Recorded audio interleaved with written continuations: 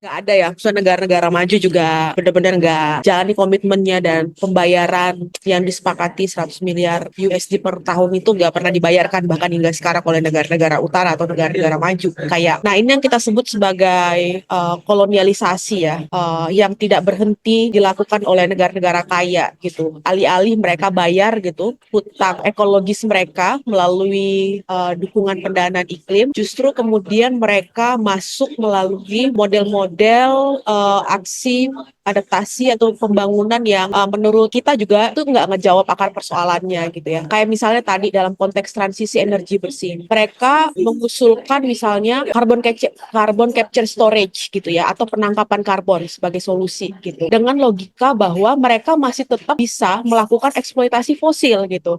Tapi kami teknikalisasi ya karbonnya lewat penangkapan karbon yang secara ilmiah tuh juga belum pernah apa namanya terbukti berhasil gitu mengurangi emisi gitu. Kenapa enggak mereka secara drastis gitu ya berhenti untuk melepaskan fosil gitu? Kenapa enggak, itu pertanyaan, ketimbang mereka bikin model baru yang sebenarnya belum terbukti bisa ngejawab. Karena sebenarnya enggak ada negara-negara kaya dan para pemodal yang mau berhenti mendapatkan benefit dari semua situasi ini. Sehingga solusi-solusi yang hadir tuh ya solusi-solusi palsu tadi itu. Nah, yang kedua, saya ngelihat sebenarnya pendanaan iklim itu memang harus pendanaan publik ya, agar negara-negara utara juga tidak terjerat pada model-model yang sebenarnya basisnya hutang. Banyak sekali ya pendanaan-pendanaan iklim sekarang itu basisnya hutang gitu, dan itu justru menjerat negara-negara berkembang. Nah, yang selanjutnya saya juga sebenarnya bertanya-tanya gitu ya, apakah benar sih sebenarnya kita itu punya sumber daya yang minim gitu untuk konteks adaptasi mitigasi iklim gitu. Kalau saya melihat sebenarnya enggak. Daya lenting masyarakat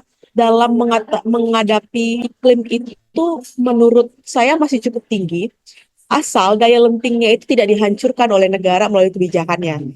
Misal gitu, masyarakat Papua misalnya ya, hutannya masih sangat bagus sekali. Terus mereka berdaulat atas hutannya karena di sana ada pakannya, di sana ada sumber proteinnya, di sana ada airnya gitu.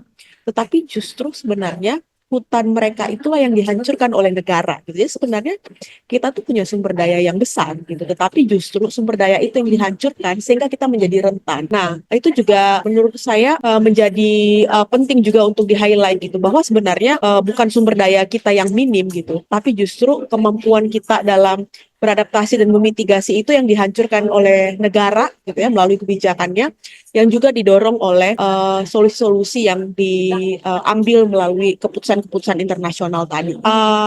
Itu sih menurutku ya, nanti bisa ditambahkan. Ya, dan Paris Agreement tidak punya sanksi, gitu. Nggak ada sanksi yang mengikat, jadi seolah-olah semuanya voluntary ya. Kalau mandatory kan dia pasti punya ada sanksi yang mengikat gitu ya, tapi ini nggak ada sanksi yang mengikat, sehingga komitmen itu ya wajar nggak bisa dijalankan. Oke, terima kasih pertanyaannya Kak Anto. Iya, negara maju belum memenuhi kewajibannya sebenarnya untuk mobilisasi dana yang 100 juta per tahun itu ya sampai tahun 2020 gitu.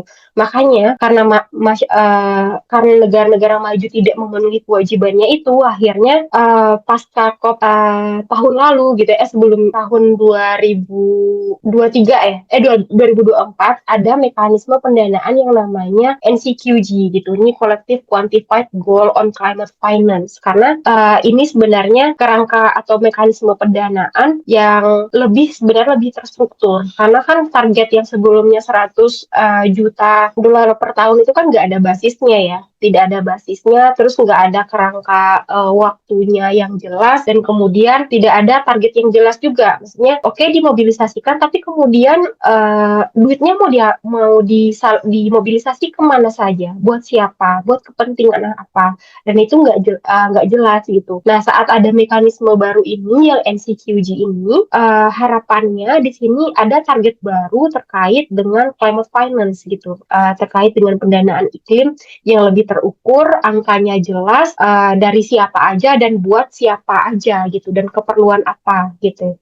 Nah, di tahun lalu itu sudah ada hasil sementara terkait dengan NCQG ini. Negara-negara ternyata hanya sepakat bisa mobilisasi pendanaan itu sekitar 300 juta dolar per tahun sampai tahun 2035 gitu. Padahal kalau secara perhitungan dan kebutuhan untuk negara-negara berkembang dan negara-negara rentan ini sebenarnya adalah sekitar 1,3 triliun dolar per tahun. Jadi juga masih sangat jauh sekali dana yang sudah disepakati dibandingkan dengan dana yang sebenarnya dibutuhkan oleh global gitu, terutama untuk negara-negara berkembang dan negara-negara rentan, termasuk negara kepulauan. Jadi kewajiban itu saat ini belum berjalan gitu sebagaimana mestinya. Iya, betul sekali. Paris Agreement ini meskipun dia legally binding gitu ya,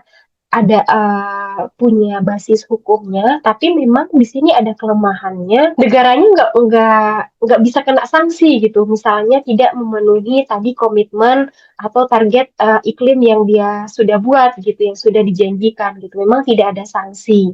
Nah, tapi kemudian dampaknya ya sebenarnya adalah ke mekanisme transparansi dan juga dimungkinkan nanti setiap negara itu harus meningkatkan targetnya gitu. Kalau misalnya targetnya masih lemah, belum ambisius gitu. Dampaknya yang kedua adalah walaupun nggak ada sanksi gitu ya karena dari sisi tadi hukum itu masih lemah, sebenarnya akan berdampak kepada negara itu sendiri terkait dengan compliance-nya gitu. Kalau negara-negara tidak memenuhi target itu, belum ambisius gitu, atau bahkan targetnya mengalami kemunduran, ini dianggap negaranya tidak menjalankan kepatuhan gitu, atau negara non compliance terhadap Paris Agreement.